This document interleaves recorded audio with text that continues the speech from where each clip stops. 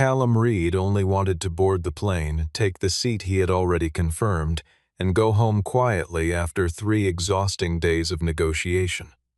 But Vivian Blackwell, the ice-cold chief executive of Blackwell Aero, looked at his worn jacket and scuffed shoes as if she were staring at a mistake seated in first class. She ordered him moved to the back of the plane. Laughter rippled down the aisle. Callum did not argue. He simply rested his hand on the armrest. The moment the cabin door sealed shut, the captain switched on the intercom and said the owner of this flight was sitting in seat 1A. If you enjoy stories where arrogance finally meets its match, press subscribe on this channel so you never miss what happens next. The rain fell in thin gray sheets over the tarmac at Dallas-Fort Worth International that morning, and Callum Reed walked through the private terminal without ceremony. His jacket was old, the collar frayed at the edges, and the screen of his phone carried a long crack down the corner. He carried no assistant, no bodyguard, no gleaming suitcase trailing behind him on silent wheels. He walked the way a man walks when he has spent years learning that comfort is not the same thing as belonging, quiet, measured, unbothered by the marble floors around him. At the priority counter, he presented a confirmation code for seat 1A on a private charter operated under the Blackwell Aero name.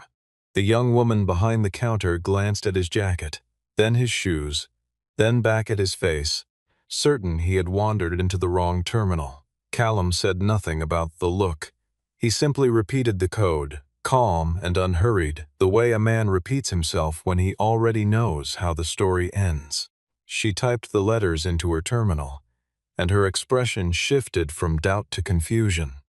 Behind him in line, a group of men in tailored overcoats laughed loudly about a golf trip planned for the following weekend, entirely unaware that the quiet figure ahead of them held more influence over the airline they were about to board than any title printed on their business cards. Callum did not mind being overlooked. He had learned, in the years since losing his place at Blackwell Aero, that the people who mattered least to a room's outcome were often the ones making the most noise inside it, and the people who mattered most were frequently standing quietly near the back, waiting for the right moment to speak. No one standing in that terminal understood that this was not an ordinary charter. It was a flight built to carry a handful of executives, major investors, and board members toward New York, where a merger worth billions was scheduled to be signed within hours. Callum was not there to be noticed. He wanted only to reach his seat on time, because tucked inside his worn leather case sat documents proving he had quietly acquired controlling rights over this very flight, the company that operated it, and a portion of the debt now strangling Blackwell Aero from the inside. He found a chair near the boarding gate and sat with the case resting against his leg, watching the rain slide down the windows in long, uneven lines. He thought briefly of his daughter waiting for him at home, of the promise he had made to be back before her recital, and the thought steadied him more than any boardroom ever had. Power, to Callum, had never been about being seen. It had always been about surviving long enough to matter again. Around him, other travelers moved through the terminal in expensive coats and polished shoes, speaking in the clipped, confident tones of people who had never once been questioned about their right to occupy a space. None of them looked at him twice, and that suited him fine. He had spent years being underestimated by rooms exactly like this one, boardrooms where his ideas were absorbed and his name quietly erased from the credit line, and he had learned that being invisible sometimes offered a clearer view of the truth than being celebrated ever could. He thought of the years after his wife died, the long nights spent learning to manage a household alone, the mornings he arrived late to meetings because there had been no one else to care for his daughter. Nobody in that terminal knew any of it, and nobody needed to. He had not built his quiet fortune to announce himself to strangers. He had built it because grief, when it does not destroy a person, sometimes leaves behind an unshakable clarity about what actually matters. and Callum intended to use that clarity exactly once, on exactly this flight. The young woman at the counter called toward a colleague in a low voice when the name Callum Reed appeared on her screen, highlighted in gold, a flag she had never seen before in 3 years on the job. She reached for the internal directory to understand what the color meant, but before she could finish typing the search, a sharp voice cut across the terminal, and Vivian Blackwell arrived like weather no one had been warned about. Vivian Blackwell entered the private lounge the way a queen enters a room she already owns. Her white suit was tailored to the inch, a diamond watch caught the overhead light, and an assistant trailed 2 steps behind her, carrying a tablet loaded with the day's schedule. Every employee within sight straightened their posture the instant she appeared. She was headed to New York to meet with the largest shareholders of her family's company, and she intended to arrive exactly as powerful as she looked. When she noticed Callum seated near the gate reserved for board-level travelers, her eyebrows drew together in open irritation. She turned to Graham Whitlock, the head of VIP security, and asked in a voice meant to carry why a delivery worker had been allowed to linger in a space meant for people of consequence. Graham apologized to her immediately, his tone thick with the eagerness of a man who had built his career on flattering the wealthy, and he moved quickly toward Callum to ask him to step aside. Callum lifted his boarding pass without rising from his chair and said simply that his seat was 1A. For a moment the lounge went quiet, then a ripple of soft laughter passed between 2 board members standing near the window. Vivienne studied the boarding pass herself, saw the letters confirming his claim, and decided immediately that a mistake had occurred somewhere in the reservation system, or perhaps a seat had been sold to the wrong person entirely by an assistant who would soon regret it. She delivered her judgment without softening a single word, telling him that seat 1A was not simply a place to sit but a statement about status, and that he did not belong inside that statement. Callum did not raise his voice or straighten in outrage. He only asked, evenly, whether she truly intended to change a seat that had already been confirmed through proper channels. She answered that inside her own company she decided who sat where and no system override would tell her otherwise. He looked past her shoulder at the Blackwell arrow emblem mounted on the terminal wall, its silver letters gleaming under the lounge lighting, and said quietly that perhaps today she would learn again exactly who this company belonged to. She did not understand the weight behind the sentence, and she walked away already convinced the matter was settled in her favor. Vivienne had built her entire identity around the certainty that she could read a room in seconds, sorting the powerful from the forgettable with a single glance, and she trusted that instinct the way other people trusted gravity. She had inherited the company from her father, along with his conviction that appearances were not decoration but evidence, that the right suit and the right posture told a truer story than any resume ever could. Standing in that lounge, she felt no doubt at all that the man in the worn jacket had simply wandered into a life that was not built for him. What she could not have known, and would not have believed even if someone had warned her, was that the calm in Callum's voice was not politeness. It was patience, the particular kind that belongs to a person who has already won and is simply waiting for everyone else to catch up to the fact. Graham stepped forward and pulled Callum a few paces from the gate, while Vivienne's assistant instructed the counter staff to move him to the rear of the business cabin instead. Nora Ellis, the young employee working the terminal that morning, hesitated because her screen displayed a locked notice on seat 1A, a message reading that any change required owner-level clearance, a permission tier she had never once seen triggered in her career. Vivienne's patience thinned visibly. She told Nora to override the system manually and log the change under her own authority, promising that any consequence would fall on her alone. A cluster of executives nearby began murmuring among themselves, amused by the unfolding scene. One finance director leaned toward a colleague and joked under his breath that the man in the worn jacket had probably won his ticket in some kind of promotional drawing. Callum stepped away from the counter and made a short phone call to Evelyn Carrington, the attorney who managed his aviation trust. He did not explain the situation at length. He simply told her that someone had just interfered with ownership rights attached to Seat 1A and asked her to record the exact time it happened. Vivian overheard the word attorney and laughed under her breath, assuming he intended some minor lawsuit for compensation. The kind wealthy companies settled quietly a dozen times a year without consequence. She instructed Graham to board Callum last, away from the other passengers, so the appearance of the first-class cabin would not be, in her words, compromised before takeoff. Callum accepted the instruction without protest, because he had no need to win an argument at the gate. What he needed was for every person in that terminal to keep generating evidence of their own choices before the cabin door finally closed behind them.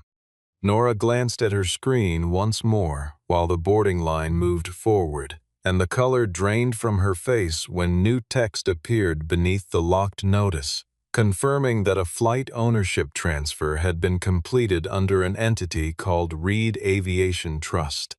She looked up toward Vivian, opened her mouth to explain what she had just seen, and then closed it again, uncertain whether raising the alarm would cost her the job she had worked 3 years to earn. Around her, the boarding line inched forward in polite, oblivious order, executives checking messages on their phones, assistants juggling garment bags, none of them aware that the ground beneath the entire operation had just shifted in a way none of their titles could undo.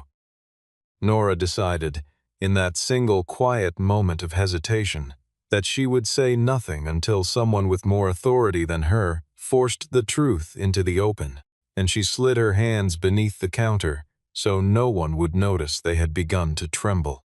The first-class cabin gleamed with soft lighting and polished leather, Seat 1A positioned at the very front beside the window, closest to the cockpit and farthest from doubt. Callum boarded last, exactly as instructed, and found Vivienne already seated in his place, a glass of sparkling water resting on the tray table beside her, as though she had reclaimed a throne that had briefly slipped from her grasp. She gestured toward a seat several rows back and announced, loud enough for everyone nearby to hear, that she had found him something more suitable. A wealthy passenger across the aisle smirked openly at the remark.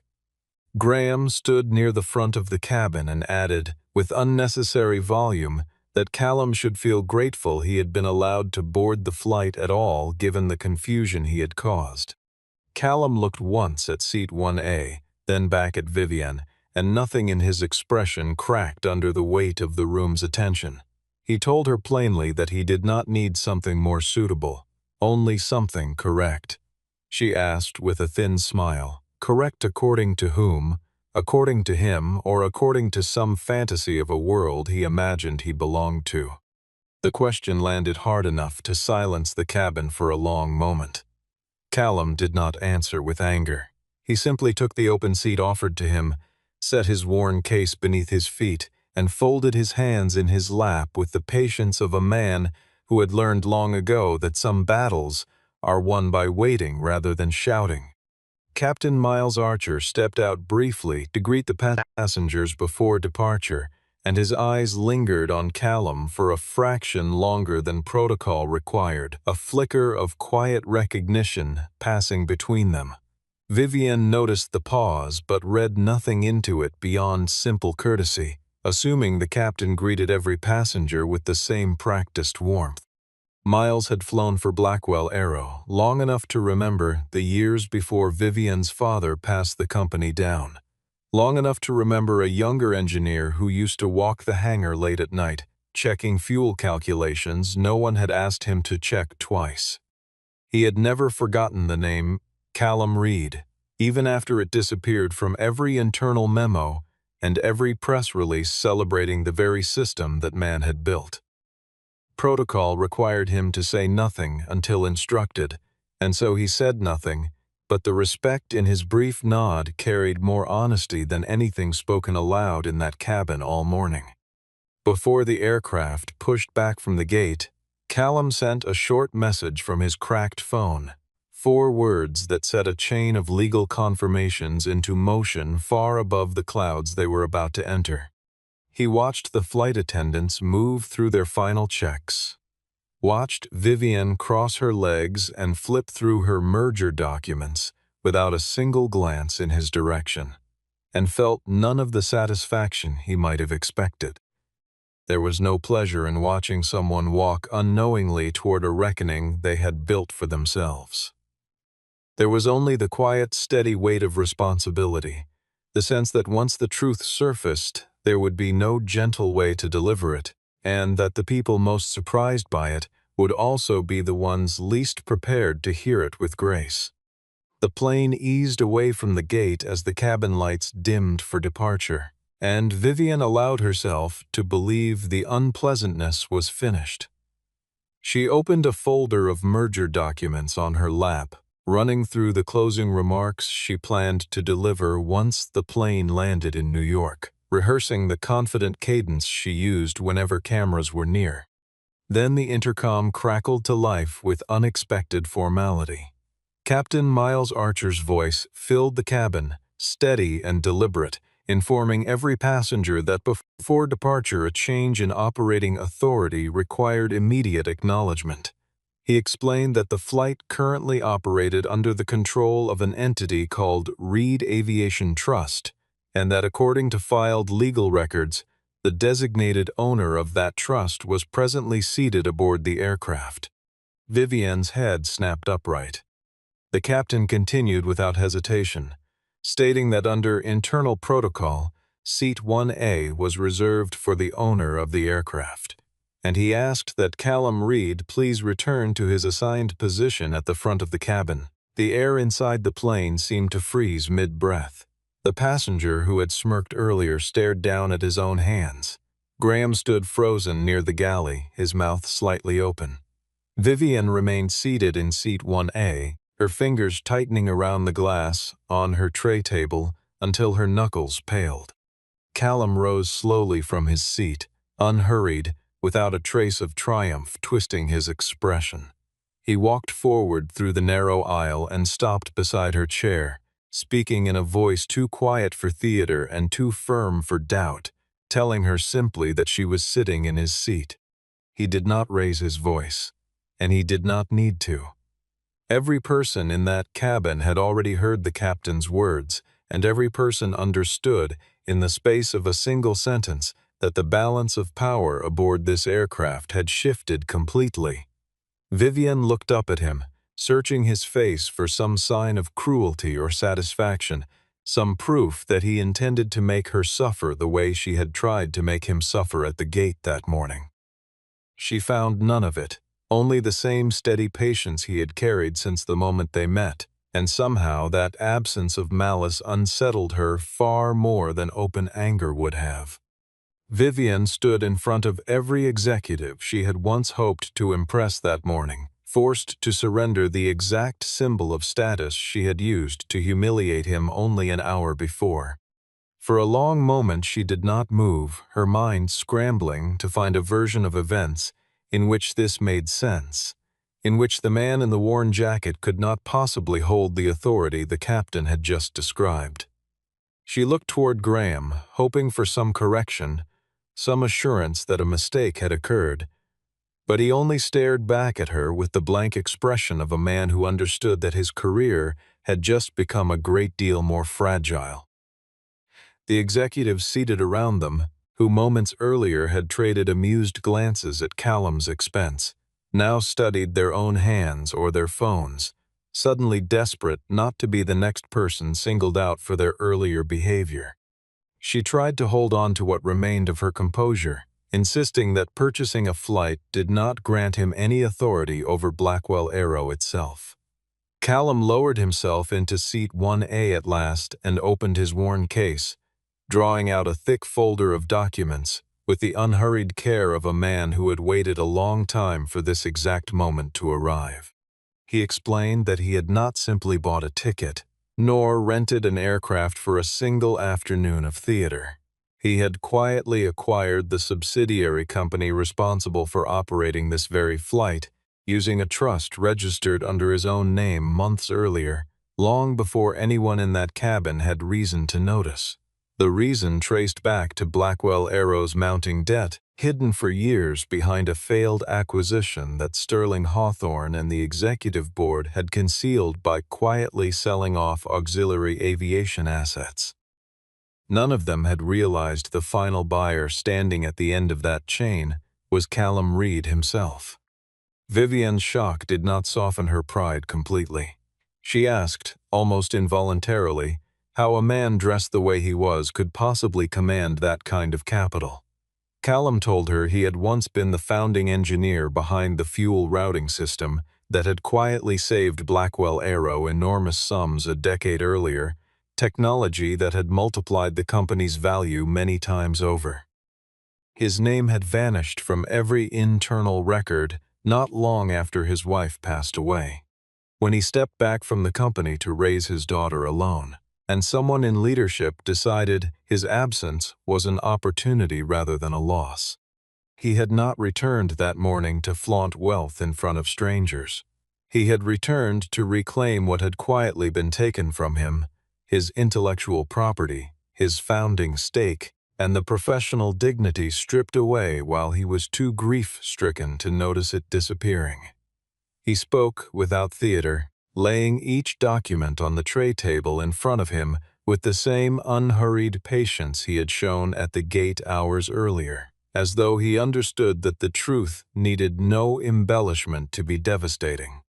Vivian read through the papers herself, her eyes moving faster with every page, searching for some flaw in the argument that would let her dismiss it as easily as she had dismissed the man himself.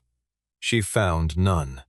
What she found instead was her own father's signature on an early funding document, approving a partnership with an engineer whose name had somehow vanished from every subsequent filing, a silence in the company's history that suddenly made a terrible kind of sense.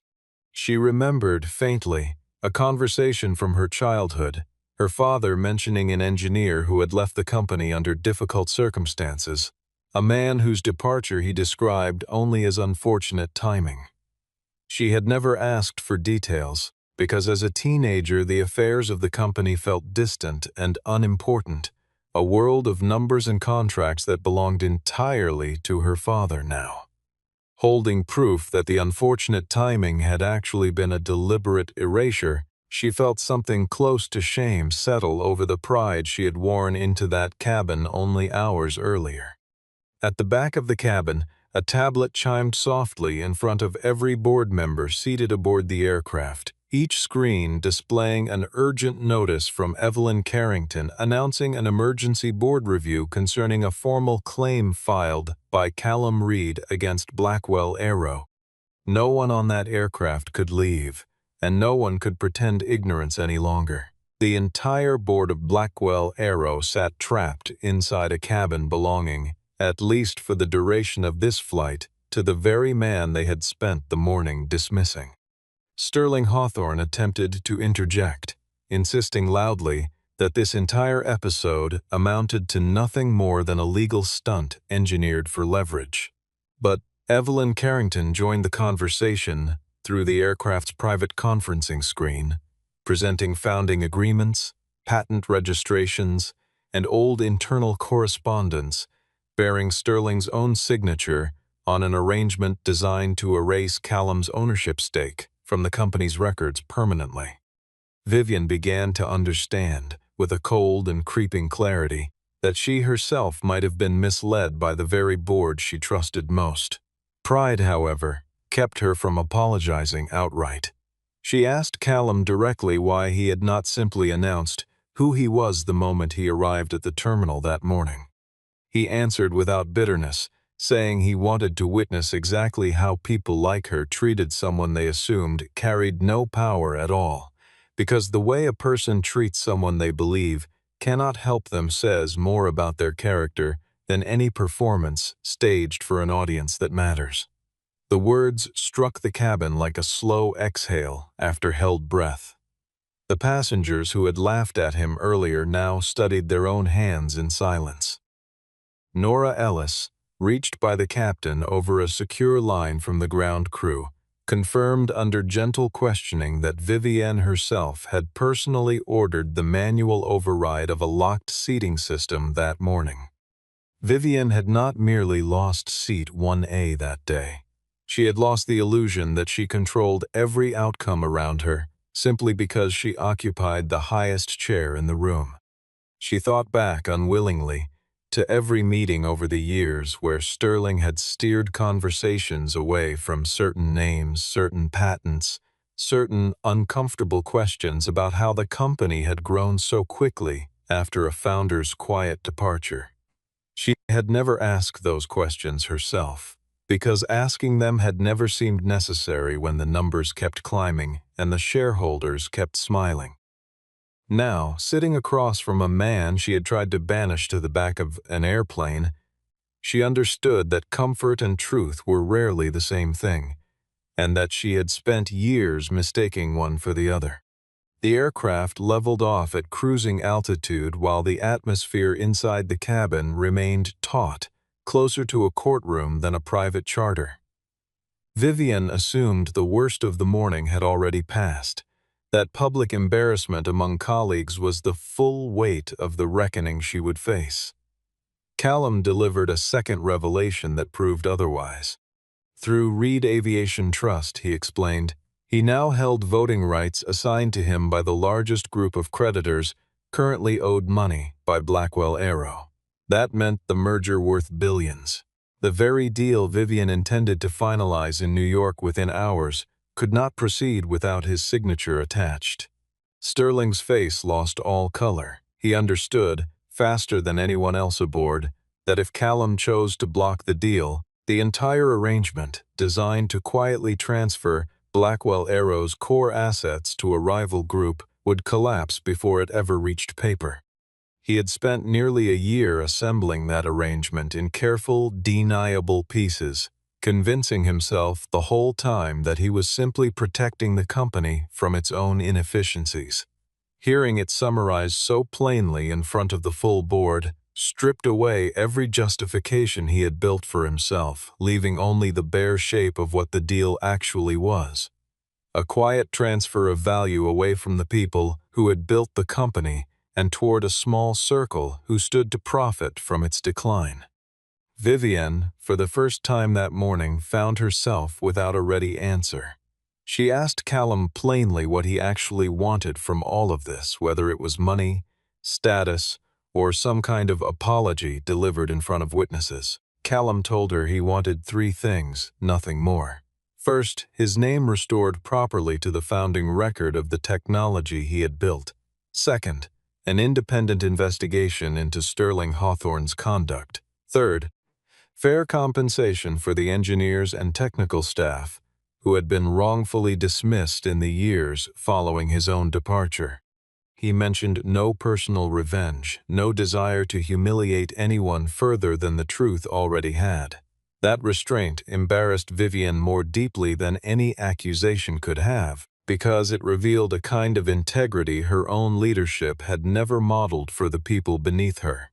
She realized, watching him fold his hands calmly over the documents, that a man capable of dismantling her company had chosen instead to ask for fairness, and that the choice said more about him than any amount of wealth ever could.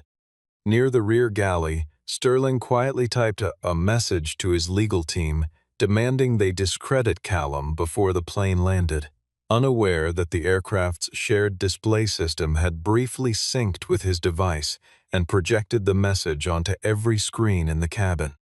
The message from Sterling appeared across the shared displays for only a few seconds, but it was more than enough for every passenger to read it clearly. Heads turned toward him in unison. He fumbled through an explanation about a technical malfunction, but Callum calmly presented further evidence, records showing Sterling had personally engineered Callum's removal years earlier, then used the very technology Callum built as the battery for a funding pitch, that enriched himself and a small circle of allies. Vivian found herself cornered between two impossible choices. Protecting Sterling meant almost certainly losing the company within months, once the truth surfaced publicly. Standing beside Callum meant admitting, in front of everyone she led, that she had humiliated an innocent man and had run her company on blind faith in appearances rather than substance. Callum did not demand she kneel or beg forgiveness for her mistake.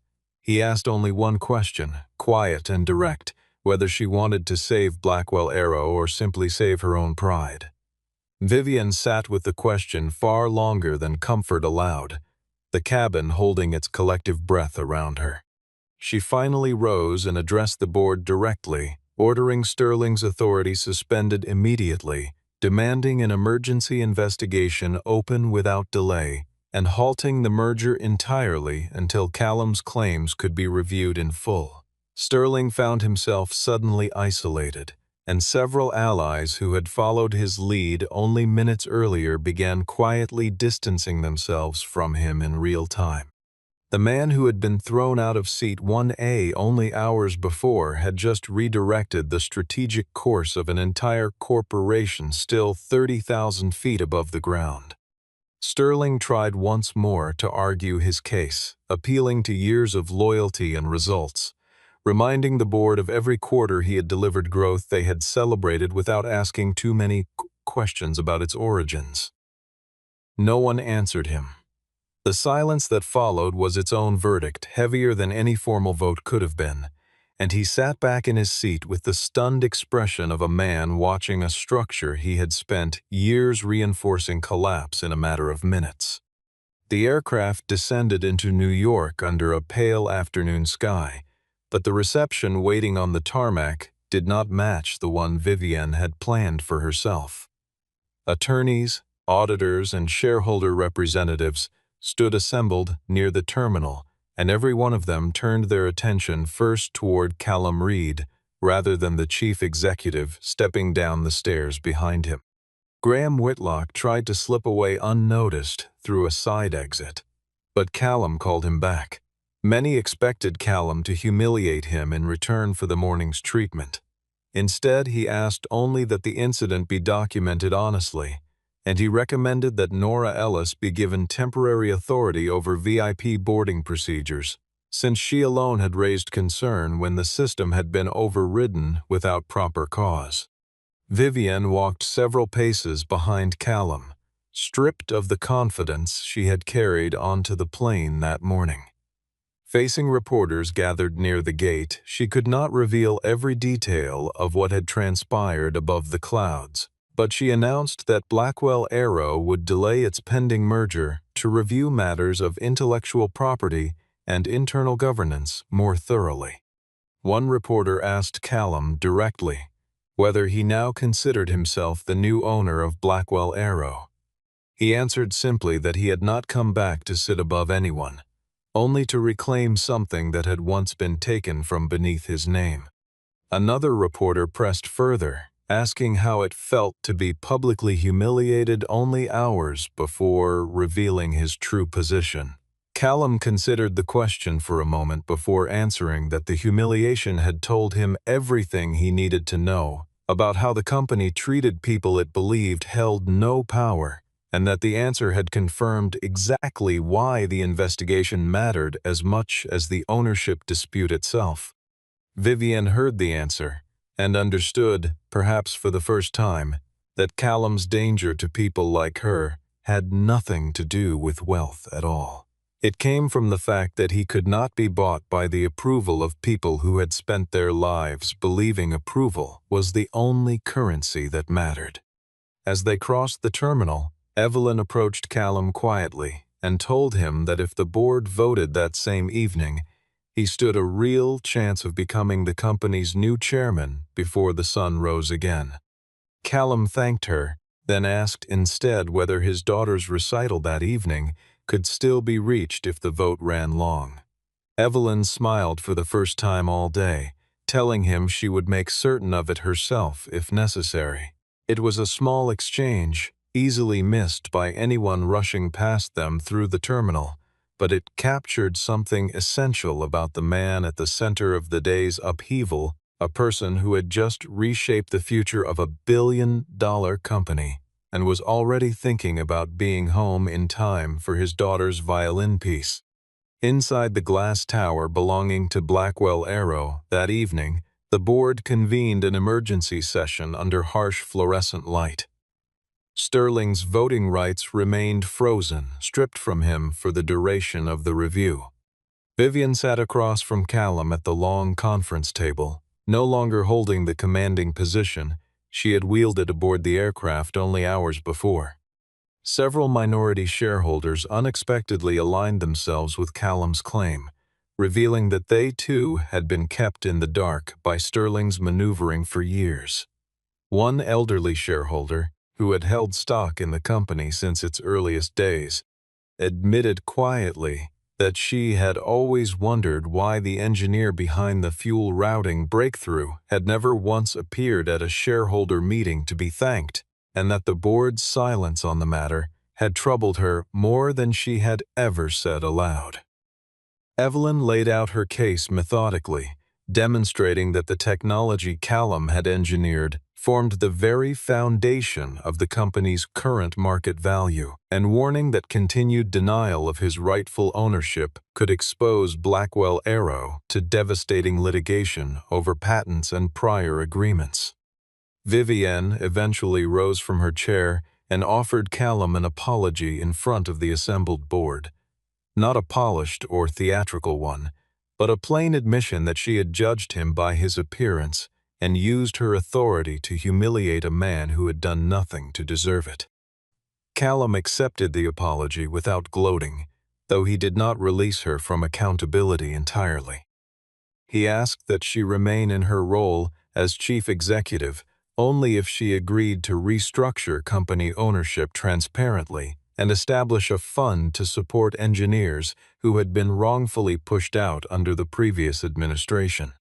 The board called a vote before midnight. Callum did not seek the title of chief executive for himself. Instead, the board appointed him executive chairman, granting him strategic veto authority over major decisions moving forward. He accepted the position with the same quiet composure he had carried through the entire ordeal, offering no speech, no celebration, only a brief acknowledgement that the work ahead mattered far more than the title attached to it. Vivian remained chief executive of Blackwell Arrow, but from that night onward, every significant decision she made would first pass through the judgment of the very man she had once ordered, removed from seat 1A. It was an arrangement neither of them had wanted at breakfast that morning, and yet by nightfall it had become the only outcome that made sense. A partnership built not on comfort but on the hard, unglamorous work of correcting a wrong that had gone unaddressed for far too long. Walking out of the boardroom long after midnight, she found herself replaying the morning's events with a clarity she had avoided all day. The terminal, the laughter, the certainty in her own voice as she declared he did not belong. She had believed, without ever examining the belief, that a person's worth could be read from their jacket and their shoes. The lesson had cost her almost everything she valued, and she suspected, walking alone through the empty hallway, that she would spend a long time earning back the respect she had once assumed was permanent. Several weeks later, Callum returned to the same airport where the entire ordeal had begun. This time there were no crowds, no reporters trailing behind him, no board members whispering in his direction. He wore the same simple clothing as before and carried the same worn case, as though nothing about the intervening weeks had changed the man underneath the headlines. Blackwell Arrow announced a new policy shortly afterward, reserving one seat of honor on every board-level flight for an engineer, ground crew member, or worker whose quiet contributions had gone unnoticed for years. Vivienne herself signed the policy into effect, a small gesture that carried far more weight than any public statement she could have issued, and privately she considered it the truest apology she knew how to offer, quieter than words but far harder to reverse. Nora Ellis was promoted to Senior Manager of Customer Experience. Her early instinct for caution finally recognized as the asset it had always been. She often thought back to that morning at the counter, the trembling in her hands as she stared at the locked notice on the screen, and understood now that the small act of hesitating, of refusing to override a system she did not fully trust, had mattered more than she could have imagined at the time. Graham Whitlock faced an internal review that ended his career at the company entirely, a quiet consequence for a man who had spent years believing flattery toward the powerful mattered more than basic decency toward everyone else. Sterling Hawthorne found himself facing civil litigation and permanent removal from every position he had once held within Blackwell Arrow, his name quietly erased from the very company he had once tried to reshape in his own image. At the boarding gate, Vivian approached Callum one final time and asked, almost gently, whether he wanted seat 1A on this particular flight. Callum looked down at the boarding pass in his hand, then walked over and offered it instead to a young engineer flying in first class for the very first time in her career. He told her quietly that seat 1A only carries meaning when the person sitting in it remembers they are no higher than anyone else around them. Vivian watched him walk away toward the terminal exit, no entourage, no fanfare, the same worn case swinging gently at his side that had carried the weight of an entire company's reckoning weeks earlier. She thought about calling after him, about saying something more, but decided the moment did not need another word from her. Some lessons settle best in silence, and this was one of them. She turned back toward her own gate, straightened her coat, and walked forward carrying a version of confidence that finally had less to do with appearances and more to do with the harder, quieter work of earning it. The aircraft lifted into the sky without announcements or spectacle, without laughter aimed at anyone, without a single voice raised in contempt.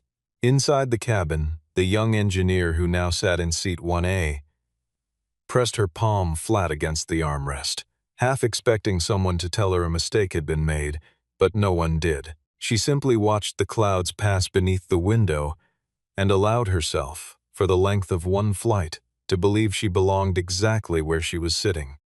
What remained behind on the ground was a company that had finally learned, at great cost, that true power never lives inside a chair. It lives inside the person who can rise from that chair and still command the respect of everyone watching. And it lives, just as surely, in the quiet decision to hand that chair to someone else the moment it no longer needs proving. Somewhere over the clouds that afternoon, a company once defined by appearances continued flying forward, carrying inside it the slow, hard-won beginning of something closer to fairness.